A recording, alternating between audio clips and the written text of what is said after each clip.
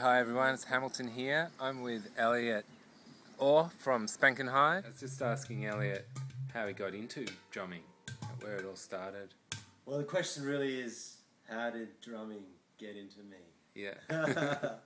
No, I was in Adelaide. I'm from Adelaide, and I went to a festival, the GLO Folk Festival, and my girlfriend at the time had been doing some drumming with this African guy in Adelaide. Yeah. And they did a performance, and it was all I could do not to get up on stage, even though I had no idea of anything. Right. It was just I had to hold myself back. There was like 10, 15 of them on stage all drumming. Yeah. And it was just so exciting. So that was the first I heard it, really. Yeah. And so how old were you then? 20. Yeah. Maybe 21. Right. And so I went to that festival, and then after that my girlfriend at the time she had done a drum making workshop, and then she started doing a course with this guy Sam Oshodi, a Nigerian cat in Adelaide, and she'd come home from like classes, and I was like, she'd show me what she'd learnt on her drum. Yeah. And the next week, before she went back to class, I'd remind her what she'd learnt from the week before. Right. So I had a memory for it. Just somehow I was like, I just had a really strong, association. Yeah. And just like naturally went into you. Yeah. It was just too interesting. I couldn't not, be completely present with it. Yeah. And when you're completely present with something, you never forget. Yeah. And so after quite a few weeks of this, I was like, hang on, why am I not going to class? Well, I should go too. Yeah. So I started going along as well, and so I ended up doing like 2 years of drumming with this guy Sam. The first opportunity I had to perform was with Sam and the group. There were about 15 of us drumming, and then there were about 20 kids and a whole bunch of like parents and other people singing the chants that Sam taught. And the first performance was for the opening of the Nexus Cabaret Room at the Lion Arts Centre in Adelaide. Right. And one of the members of the audience, the second, possibly the least important person there, was the Queen of England. Right. So my first performance on African drums was for the Queen of England. My mum was in the audience too, so I was really kind of, that was way more important to me. Yeah. But there you go. And did you ever go to Africa?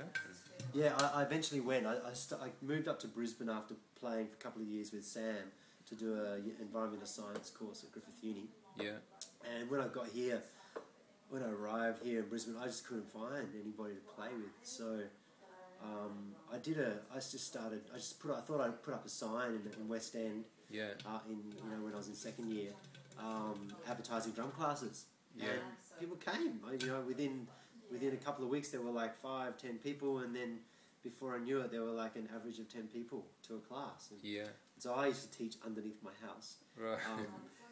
Better brick walls, but still the sound escaped, and there were some issues. Yeah. Sound issues. The first of many. Yeah. But I just started teaching like that, and even though I didn't even have a djembe when I started teaching, I was teaching on my Nigerian drum, or the drum I made with Sam.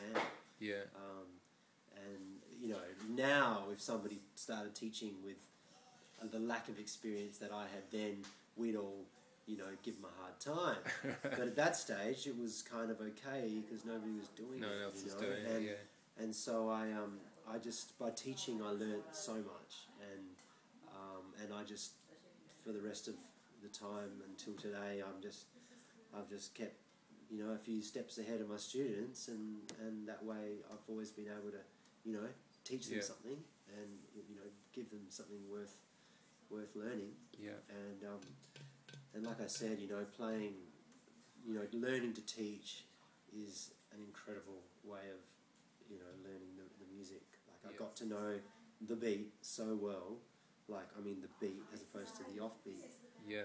so well that it's like it's just such a basic part of who I am now. And now it's like it's easy once you know the beat to play off it. People who try and play off beat and do all the technical stuff before they're ready, they just fall. They come out of time because they haven't internalized the beat to that degree. So eventually, getting back to your question, I went to Africa. I spent about 2.5 years maybe here in Brisbane teaching, and or even longer, 3.5, 4 years actually it was. And I deferred uni. I did 1.5 years full time, and then I deferred uni for 2.5 years. And in that 2.5 years, I just played full time, and like, you know, received the fortnightly music development grant courtesy of the government, otherwise known as the rock and roll, and managed to save enough money. So I went over to Africa and spent 4 months just playing pretty much every day. You know, learning from master drummers, just devoting myself to it, and it was awesome because I'd already been playing a bit, so they took me to ceremonies, and I was invited to play with them and play for, like, you know, real ceremonies, and that was a really powerful experience. And, you know, one I'll never, experiences I'll never forget.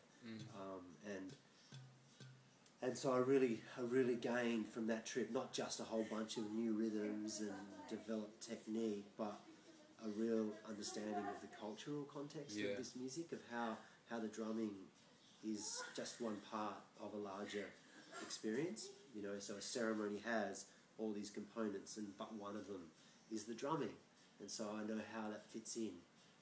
And so here, where we get on stage and it's all about us performing to people, it always feels a bit uncomfortable, because it's not a real ceremony, it's a performance.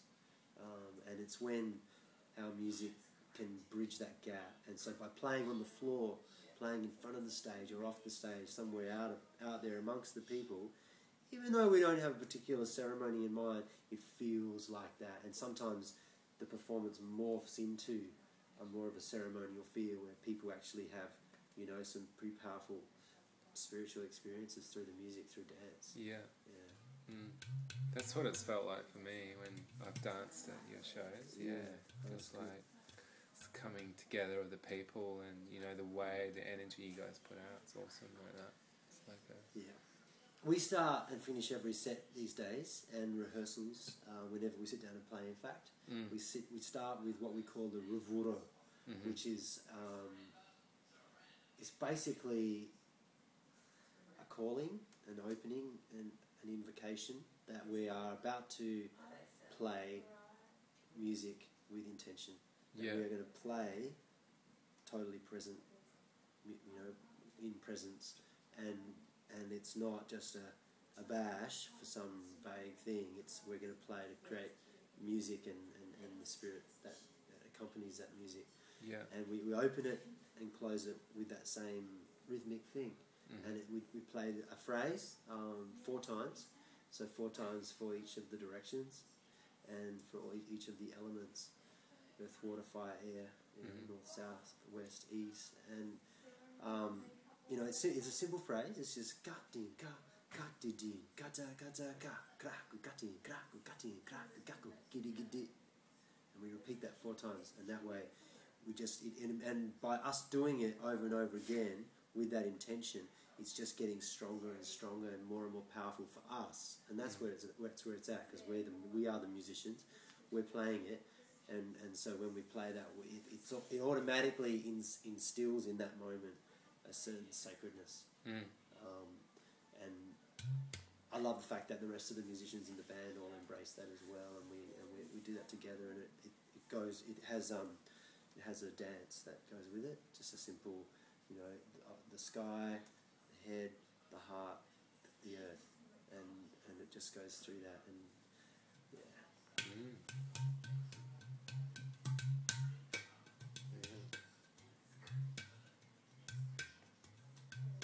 Awesome.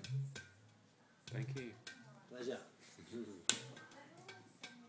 you know, with GLO, with the circle at the start, about, you know, just the power of when we come together as people, as a community, as a collective in that moment, and give an intention, you know, to the dance. Yeah. Whether it's an intention for ourselves or, you know, for the whole world, or like I encourage people to do both, you know, because I think it's sort of like that. Yeah, well, you got like get everybody to like stand in a circle, hold hands, and then you communicate this. Yeah. I mean, that's one of the unique things about GLO. That's sort of and which is why we totally love playing GLO. Like Spank and I, for all the gigs we do, GLO is definitely one of our faves because it's like we're there to help you as a community, like manifest these intentions and really like bring them into being. And you don't often get that opportunity as a musician to be part of something that has such, you know, a sacred integrity. Yeah. Oh, great. That's great. Yeah. Totally.